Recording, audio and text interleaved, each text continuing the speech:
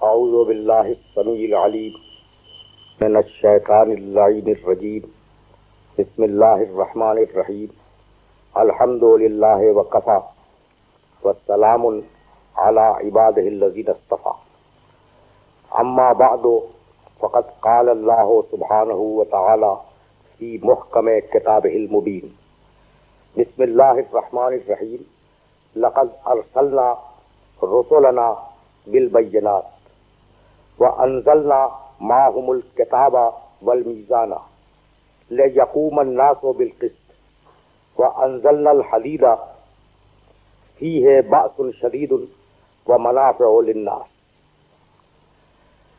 عزیزان محترم، سورہ حدید قرآن مجید کا 57واں سورہ ہے اور سرداب کلام میں اس سورے کی 25ویں آیت کے ابتدائی جز کی تلاوت کا شرف حاصل کیا گیا۔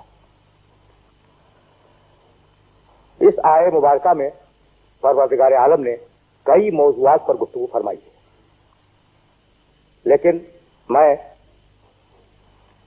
اس آیت کے فقط ایک جز کی طرف اپنے محترم سننے والوں کو متوجہ کرنا چاہ رہا ہوں۔ لقد ارسلنا رسلنا بالبینات، پروردگار عالم ارشاد فرماتا ہے کہ ہم نے اپنے رسولوں کو بینات کے ساتھ بھیجا، معجزات کے ساتھ بھیجا۔ وَأَنزَلْنَا مَعَهُمُ الْكِتَابَ وَالْمِيزَانَ، اور ہم نے ان رسولوں کے ساتھ کتاب نازل کی اور میزان نازل کی، ترازو نازل کی۔ ہم نے رسول بھیجے، ہم نے کتاب نازل کی، ہم نے میزان نازل کی، ہم نے رسولوں کو معجزات دیے۔ کیوں؟ لِيَقُومَ النَّاسُ بِالْقِسْطِ، تاکہ انسان عدل اور انصاف پر اپنے معاشرے کو چلا سکے۔ یعنی عجیب بات ہے، 1,24,000 انبیاء، بہت سی کتابیں، میزان، معجزات، ہدایت کا سلسلہ، یہ سب کیوں ہے؟ لِيَقُومَ النَّاسُ بِالْقِسْطِ، تاکہ انسان عدل و انصاف پر اپنی زندگی کو گزار سکے۔ یعنی ظلم کے خلاف اس سے بڑی تحریک نہیں ہو سکتی کہ پروردگار عالم نے انبیاء نازل کیے عدل کے لیے، یعنی ظلم کی مخالفت کے لیے، کتابیں نازل کی عدل کے لیے کہ عدل قائم ہو، میزان نازل کی تاکہ عدل قائم ہو۔ اچھا دیکھیے، یہ جو ظلم ہے نا، تصور فقط یہ ہے کہ ظلم کے معنی ہے کسی غیر کے ساتھ وہ کام انجام دے دینا جو اس کا مناسب حال نہ ہو، یہ ہے ظلم کا مفہوم۔ کسی غیر کے ساتھ وہ کام انجام دینا جو اس کے مناسب حال نہ ہو۔ تو ہمیشہ یہی سوچا جاتا ہے کہ جب دو ہوں جب ظلم ہوگا، یعنی ایک ظالم بنے ایک مظلوم بنے، جبھی تو ظلم ہوگا نا۔ یہ ہے عام تصور جو ہر انسان کے ذہن میں، تو جب کم سے کم دو ہوں جبھی ظلم ہوگا، ورنہ اگر اکیلا انسان پوری دنیا میں کھڑا ہوا ہو تو کیا ظلم کرے گا؟ لیکن انسان ظلم کے تصور میں اس بات کو بھول جاتا ہے کہ وہ اکیلا بھی ظلم کر سکتا ہے، اور وہ ظلم ہے اپنی جان پر اور اپنے نفس پر۔ بھائی آپ دوسرے کے ساتھ ظلم نہیں کر سکتے، کیوں؟ اس لیے کہ آپ کو دوسرے پر حق تصرف نہیں ہے۔ اسی طریقے سے آپ کا نفس اور آپ کی جان جو آپ کو ودیعت کی گئی ہے، یہ امانت ہے اس کی۔ جب امانت ہے اس کی تو آپ کو حق نہیں ہے کہ آپ اس کے ساتھ ظلم کریں۔ تو ظلم کے دو درجے، دوسرے کے ساتھ ظلم کرنا، اپنے ساتھ ظلم کرنا۔ اچھا آپ یہ نہ سمجھیے گا کہ اپنے اوپر ظلم کرنا یا اپنے ساتھ ظلم کرنا یہ فقط دین کی طرف سے ممانعت رکھتا ہے، نہیں، دنیا کے ہر معاشرے میں یہ دونوں ظلم اور ان دونوں کے خلاف ایجیٹیشن یہ رائج ہے۔ دوسرے کے ساتھ ظلم نہ کرو۔ اب جانتے ہیں خودکشی دنیا کے بہت سے معاشروں میں ایک جرم ہے۔ بھائی میری چیز ہے، میری جان ہے، میں اسے رکھوں یا اسے طلب کر دوں، آپ کو کیا اعتراض ہے؟ لیکن یہ وہ واحد جرم ہے نا کہ اگر کامیاب ہو جائے تو اس کی سزا نہیں ہے، اور اگر ناکامیاب ہو جائے تو پھر پکڑا جاتا ہے زندہ بچا۔ بھائی واحد جرم ہے ایسا۔ اچھا تو میری جان تھی، میں اسے ختم کر دوں، ہلاک کر دوں، توڑ دوں، پھوڑ دوں، آپ کو اعتراض کیا ہے؟ تو نہیں، کیونکہ یہ جان آپ کو امانتاً دی گئی ہے۔ اب چاہے حاکم مانے یا نہ مانے، اس کے لاشعور میں یہ بات ہے کہ یہ جان میری اپنی ذاتی نہیں ہے، مجھے امانتاً چونکہ دی گئی ہے تو مجھے اتنا ہی حق تصرف ہوگا جتنا اختیار میں دیا گیا ہے۔ اور جو ہماری جیوزڈکشن سے ہمارے دائرے کار سے باہر ہے ہم اتنا حق تصرف استعمال نہیں کر سکتے. تو اب ان دونوں ظلموں کو ختم کرنے کے لیے پروردگار نے کیا کیا؟ ارسلنا رسلنا بالبینات، ہم نے پیغمبر بھیجے اور وہ پیغمبر بھیجے بینات کے ساتھ، بہت ٹھنڈے دل سے سماعت کرتے جائیں. ہم نے پیغمبر بھیجے لقد ارسلنا رسلنا بالبینات. یہ بینات کیا ہے؟ یہ بینات ہے جمع بینے کی. بینے کے معنی کیا ہے؟ روشن دلیل، ایسی دلیل جسے رد نہ کیا جا سکے، ایسی دلیل جس سے حقیقت کھل کے سامنے آ جائے. مثلا کوئی شخص عدالت کے سامنے دعویٰ لے کے گیا، کوئی اپنا ایک دعویٰ، عدالت نے اس دعوے کو قبول نہیں کیا. دیکھیے میں فقہ اسلام کی اصطلاح استعمال کر رہا ہوں. بینا کیا ہے؟ عدالت نے اس کے دعوے کو قبول نہیں کیا. وہ اپنے معاشرے سے، اپنے سماج سے، اپنے محلے سے دو انتہائی عادل، ثقہ، معتبر، مسلمان، متقی اور پرہیزگار شخصوں کو لے کے گیا، دو عادل گواہ، اور اس نے اپنے دعوے کے ثبوت میں ان دو عادل گواہوں کو عدالت کے سامنے پیش کر دیا. اب فقہ اسلام کی اصطلاح میں یہ کہا جائے گا کہ عدالت پر اور اس کے دعوے پر بینہ قائم ہو گیا. تو اب بینہ کے معنی کیا ہے؟ بینہ اتنی روشن دلیل جسے جھٹلایا نہ جا سکے، بینہ ایسی واضح بات جس سے دعوے کی حقیقت سامنے آ جائے. تو پروردگار عالم نے تمام انبیاء و مرسلین کو بینہ دے کے بھیجا، اور اس بینے کو ہم اردو کی اصطلاح میں اور دین کی اصطلاح میں معجزہ کہتے ہیں. اچھا بھائی، بینہ کیا ہے؟ معجزہ. معجزہ وہ روشن دلیل کہ جس کے بعد آپ کسی نبی کے دعوے کو جھٹلا نہ سکے، کسی نبی کے دعوے کی تکذیب نہ کر سکے. آج کے عہد میں ان معجزات کی حقیقتیں زیادہ واضح ہو رہی ہیں. بھائی کل کا واقعہ تھا نا کہ سلیمان علیہ السلام اپنی بساط پر، اپنے قالین پر بیٹھ کر پرواز کرتے تھے.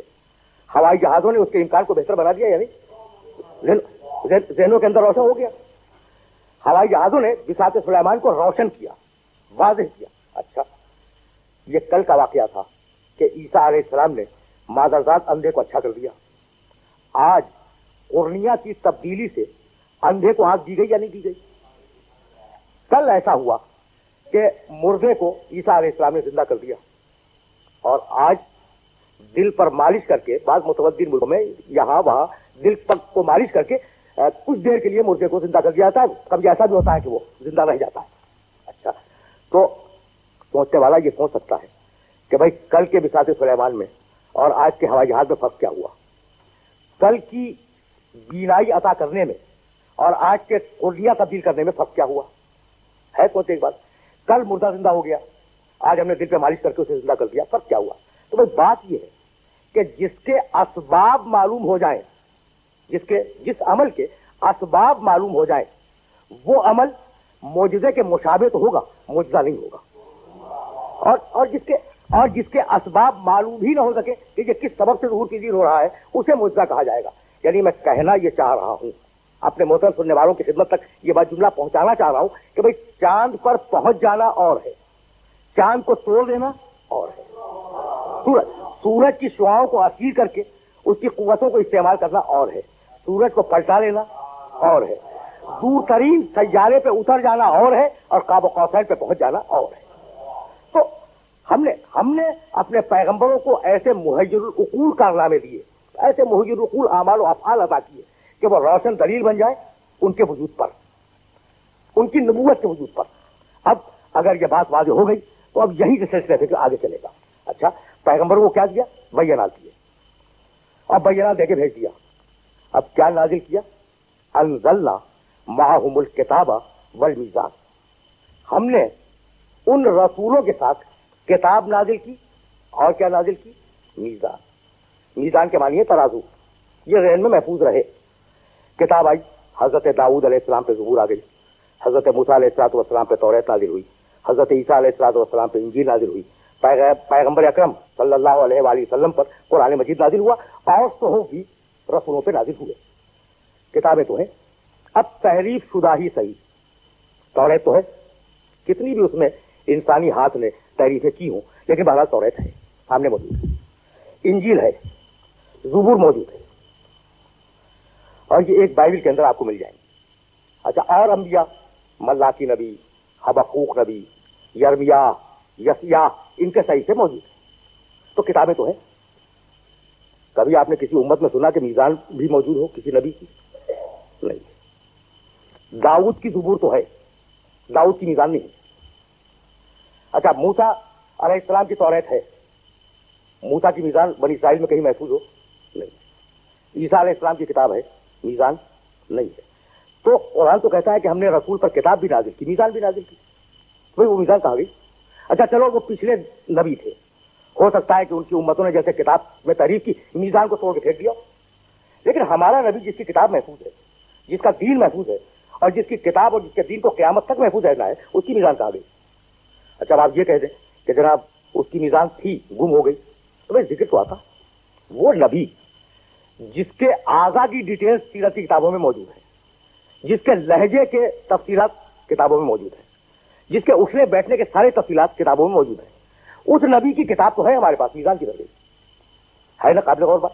اچھا تو اور یہ بھی طے ہے کہ دنیا میں عدل کا معاشرہ قائم نہیں ہو سکتا جب تک کہ دو چیزیں نہ ہو، وَأَنزَلْنَا مَعَهُمُ الْكِتَابَ وَالْمِيزَانَ، ہم نے رسولوں پر کتاب نازل کی اور کیا نازل کیا؟ میزان۔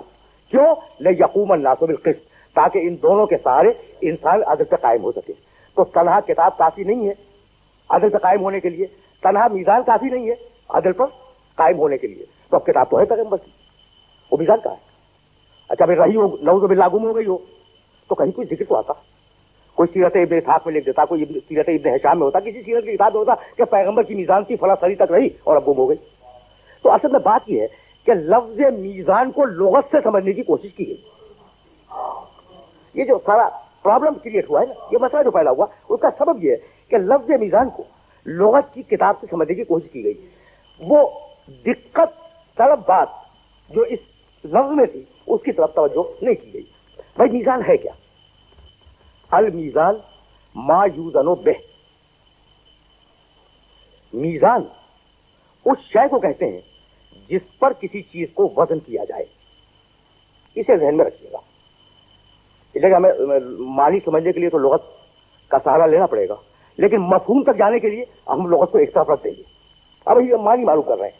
المیزان کیا ہے؟ میزان ما یوزن بہ، جس کے ذریعے کوئی چیز تولی جائے۔ صحیح ہوگی بات؟ اچھا اب آپ نے ترازو بہت دیکھے ہوں گے، میزان کے معنی ترازو، اس پہ تولا جاتا ہے۔ یہ پتھر تلتے ہیں، نیلم ہے، ہیرا ہے، ان کے تولنے کی میزان الگ ہے، بڑی چھوٹی سی مختصر۔ اچھا اس میزان پر، اس ترازو پر آپ آٹا، دال یا چاول نہیں تولیں گے۔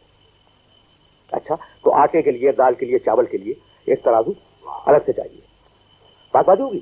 ہیرے کے لیے، سونے کے لیے میزان الگ، اجناس کے لیے میزان الگ۔ اچھا روئی تولنے کے لیے میزان ہے، لوہا تولنے کے لیے ایک میزان ہے، لکڑی تولنے کے لیے ایک میزان ہے۔ اچھا اب آپ یہ کہہ سکتے ہیں کہ جناب یہ ساری میزانیں تو آپ نے گنا دی، لیکن حقیقت میں میزان تو ایک ہی ہے، کوئی چھوٹی ہے کوئی بڑی ہے، لیکن میزان تو ایک ہے، یہ کہہ سکتے ہیں آپ۔ تو اب میں ایسی مثال دوں جس میں میزان تبدیل ہو جائے۔ بھائی نیلم کی میزان چھوٹی ہوگی لیکن دو پلے تو ہوں گے، تولی جائے گی چیز اس کے اوپر۔ آٹے دال کی میزان ہوگی، لکڑی کی ہوگی، کوئلے کی ہوگی، وغیرہ وغیرہ۔ اب میں اپنے محترم سننے والوں سے ایک سوال کرنا چاہ رہا ہوں۔ ابھی میں نے کچھ دنوں پہلے کسی روزنامے میں پڑھا کہ بلوچستان میں زلزلہ آیا، آپ نے ہی پڑھا ہوگا، آیا تھا بلوچستان میں زلزلہ آیا۔ اس نیوز میں یہ ڈیٹیل تھی کہ اتنی طاقت کا زلزلہ تھا اور اس کا مرکز فلاں جگہ تھا۔ یہ طاقت کس میزان پہ آپ نے تولی؟ وہ ہیرے والی میزان کے اوپر، یا جس پہ آٹا تولتے ہیں اس میزان کے اوپر؟ تو طاقت کس میزان پہ تولی؟ تو کوئی میزان ایسی ہے جس پہ طاقت تلتی ہے، کسی میزان پہ آٹا تولا، کسی پر دال چاول تلے، کسی پر ہیرا تلا، کسی پر لوہا تلا، کسی پر لکڑی تلی، کسی پر زلزلہ تل گیا۔ اچھا بخار ہے، بھائی کتنا بخار ہے؟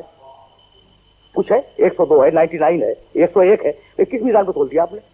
تو یہ میزان اس زلزلے والی میزان سے الگ ہے نا۔ اچھا آپ ہوا کا دباؤ تولتے ہیں، کہتے ہیں کہ ہوا کا دباؤ، پریشر ہوا کا اتنا تھا، ہوا میں نمی کا تناسب اتنا تھا، یہ میزان کون سی ہے؟ تو اس کا مطلب یہ کہ اب ہوا میں نمی بھی تل رہی ہے نا، اور اس کی بھی کوئی میزان مخصوص اور معین ہے۔ دیکھیے اب آپ مشاعرے میں کہتے ہیں کہ بھائی فلاں شاعر نے ناموضوع شعر پڑھ دیا، ناموضوع، یہ نکلا، یہ موضوع جو ہے نا نکلا ہی وزن سے ہے، یعنی اس کا شعر وزن سے باہر تھا۔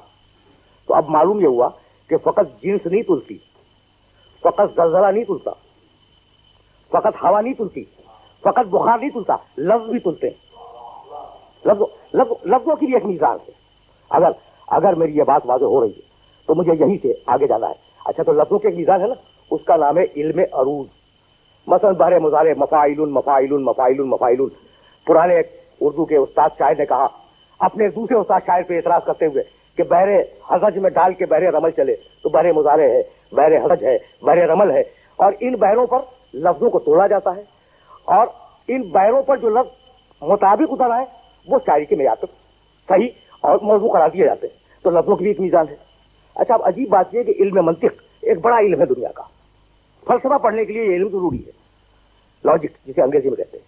عربی زبان میں اس علم کا نام ہے علم المیزان۔ اچھا، منطق کیا ہے؟ ذرا سا دو جملے منطق کے سلسلے میں سنتے جائیں۔ منطق اس علم کو کہتے ہیں جس علم کے ذریعے انسان کی فکر کو پرکھا جاتا ہے کہ وہ صحیح ہے یا غلط ہے۔ تو فقط لفظ نہیں تلتے، انسان کی فکر بھی تلتی ہے، انسان کی فکر کو بھی وزن کیا جاتا ہے، اور اس کے لیے میزان الگ ہے۔ تو اب اللہ نے انبیاء کے ساتھ کتاب نازل کی اور میزان نازل کی۔ اب یہ معلوم کرنا ہے کہ وہ کس چیز کی میزان ہے۔ جب یہ معلوم ہو جائے گا کہ کس چیز کی میزان ہے تو یہ معلوم ہو جائے گا کہ وہ ہے کیا۔ تو کیا تلنا ہے بھائی؟ توجہ رکھیے گا، تلنا کیا ہے؟ تو تلنا ہے اعمال کو۔ دیکھیں، لَيَقُومَ النَّاسُ بِالْقِسْطِ، لَيَقُومَ النَّاسُ بِالْقِسْطِ۔ ہم یہ چاہتے ہیں، ہم نے نبی بھیجے، رسول بھیجے، اور ان رسولوں کو معجزات دیے، ان کے ساتھ ہم نے کتاب نازل کی، ان کے ساتھ ہم نے میزان نازل کی۔ بھائی کیوں نازل کی؟ لِيَقُومَ النَّاسُ بِالْقِسْطِ، تاکہ انسانیت عدل پہ قائم ہو جائے۔ تو انسانیت کو عدل پہ قائم ہونا ہے نا، تو اب ایک ایسی میزان کی ضرورت ہے جس پر انسانی اعمال کو توڑ کے دیکھا جائے کہ کتنا عدل سے بڑھ گیا ہے، کتنا عدل سے گھٹ گیا ہے، یا عدل کے بالکل مطابق ہے۔ بات سمجھ رہے نا؟ تو اب ایسے معیاری اعمال و افعال کا دنیا میں ہونا ضروری ہے جن کے اوپر ہمارے اعمال و افعال تولے جائیں۔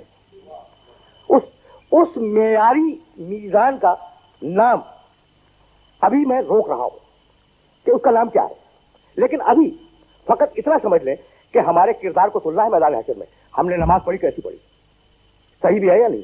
تو کوئی آئیڈیل ہونا چاہیے نا کہ اس کے مطابق اس کو منطبق کر کے دیکھ لیا جائے کہ صحیح ہے یا نہیں۔ اچھا، ہم نے زندگی گزاری، عدل کے ساتھ گزاری، اب عدل کا جو معیار خالق کی نگاہ میں ہوگا اس کے مطابق تھی یا نہیں تھی۔ تو اب ایک ایسے عادل کا مجسمہ ضروری ہے جس پر ہمارے عدل کو توڑ کے دیکھا جائے۔ مفسرین نے لکھا کہ اس میزان سے مراد خود قرآن ہے۔ الکتاب الذی هو المیزان۔ میں مان لیتا، میں اس تفسیر کو مان لیتا اگر بات پوری ہو جاتی۔ توجہ رکھیے گا، کہنے لگے کہ میزان سے مراد کیا ہے؟ قرآن۔ اچھا، میزان کس لیے ہوتی؟ بھائی میں دکان پہ گیا اور میں نے ایک سیٹ چاول خریدا، دکاندار نے مجھے ایک پڈا اٹھا کے دے دیا، ایک تھیلے میں چاول بھر کے دے دیا۔ میں نے چیلنج کر دیا کہ یہ سیر بھر نہیں ہے، یہ تو 3 پاؤ ہے۔ اس نے کہا نہیں، یہ سیر بھر ہے۔ فیصلہ کیسے ہوگا یہ بتائیے؟ اختلاف ہو گیا نا دو میں۔ فیصلہ ہوگا کہ تول کے میزان پہ دیکھ لو، وہ جو بانٹ رکھا ہوا نا سیر بھر کا، اگر اس کے مطابق ہو جائے تو صحیح ہے دکاندار کی بات، اور اگر مطابق نہ ہو تو پھر میری بات صحیح ہے۔ بھائی بات تو واضح ہو رہی ہے نا؟ تو ترازو یا میزان اختلاف کو حل کرتی ہے۔ اگر قرآن سے اختلافات حل ہو جاتے تو ہم کہتے قرآن میزان ہے۔ بھائی بات تو واضح ہو رہی ہے نا؟ اگر قرآن مجید سے اختلافات حل ہو جاتے تو ہم یہ مان لیتے کہ قرآن مجید میزان ہے۔ لیکن اب ہم کیا کریں کہ قرآن مجید کہتا ہے اقیم الصلاۃ، نماز پڑھو۔ اچھا، حکم تو ہے قرآن میں نماز پڑھو، میں اپنی مرضی سے پڑھ لوں اپنے طریقے سے، آپ اپنی مرضی سے پڑھ لیں، تیسرا آدمی اپنے طریقے سے پڑھ لے، کتنے اختلافات ہو جائیں گے؟ تو قرآن کے حکم میں چونکہ اجمال ہے اس لیے اس نے اختلاف کو رفع نہیں کیا۔ قرآن نے کہا للہ علی الناس حج البیت من استطاع الیہ سبیلا، جس کا راستہ کھلا ہو، جو مستطیع ہو، جا کے خانہ کعبہ کا حج کرے۔ اچھا بھائی، میں اپنی مرضی سے کر لوں، آپ اپنی مرضی سے کر لیں، اختلاف تو ہو جائے گا۔ اس لیے قرآن نے تو حکم حج دیا ہے، تفصیلات نہیں بتلائی، اجمال ہے۔ قرآن نے کہا آتو زکات دو، اب کیسے دو؟ نصاب کیا ہو، کتنے دنوں کے بعد زکات دو؟ کچھ نہیں ہے نا، تو اختلاف کا دروازہ کھلا ہوا ہے۔ جب تک تفصیل نہ ہو، اجمال میں اختلاف کا دروازہ کھلا ہوا ہے۔ تو قرآن یہ کہہ کے رک گیا کہ اقیم الصلاۃ، تم نماز پڑھو۔ بات تو واضح ہو رہی ہے نا؟ قرآن یہ کہہ کے رکا کہ تم نماز پڑھو۔ اب ایک ایسی میزان کی ضرورت ہے کہ وہ ہمارے سامنے ہو اور ہم اس میزان کو دیکھ کے نماز پڑھیں تاکہ اللہ کی بارگاہ میں اس کے مطابق قبول کی جائے۔ اسی لیے قرآن نے کہا کہ اقیم الصلاۃ، نماز پڑھو۔ اور پیغمبر اکرم نے کہا سلو کما رأیتمونی اصلی، جیسے میں پڑھ رہا ہوں ویسے پڑھو، میزان میں ہوں، قرآن نہیں ہے۔ قرآن ثابت ہے، میں ناطق ہوں، جیسے میں پڑھ رہا ہوں اس طریقے سے تم نماز پڑھو۔ تو کردار محمد عربی میزان ہے، ہر نبی کا کردار اپنے زمانے میں میزان، ہمارے لیے اور امت اسلامیہ کے لیے محمد عربی صلی اللہ علیہ وآلہ وسلم کا کردار وہ میزان ہے۔ اب میں اپنے سننے والوں سے پوچھنا چاہ رہا ہوں، بھائی کس کا کردار میزان ہے؟ ہمارے رسول کا۔ کتاب قرآن، میزان کردار محمد، بات واضح ہے نا؟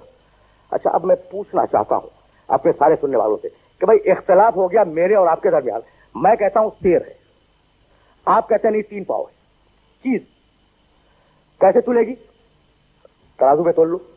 اچھا جو باٹ تھا نا، باٹ جو وزن جو رکھا گیا ہے وہ میں اپنے گھر کے اندر سے نکال کے لے آیا، ایک لوہے کا ٹکڑا، آپ اسے تسلیم کریں گے؟ نہیں مانیں گے۔ ضروری ہے رفع اختلاف کے لیے کہ وہ باٹ سرٹیفائڈ ہو، تصدیق شدہ ہو۔ یعنی میں آپ کے باٹ کو نہیں مانوں گا، آپ میرے باٹ کو نہیں مانیں گے۔ رفع اختلاف کے لیے ضروری ہے کہ کوئی بڑی پاور، کوئی بڑی طاقت اسے سرٹیفائی کرتی ہو کہ یہ بات مستند ہے اور واقعا ایک فرقہ ہے۔ تو اب جس کے اعمال کو پروردگار عالم، جس کے کردار کو، جس کی پوری زندگی کو پروردگار عالم میزان بنا رہا ہے، اس کے لیے ضروری ہے کہ اس کے قول اور عمل پر پروردگار عالم کی مہر لگی ہوئی ہو، یہ قول اور عمل پر پروردگار عالم کی مہر لگی ہوئی ہو۔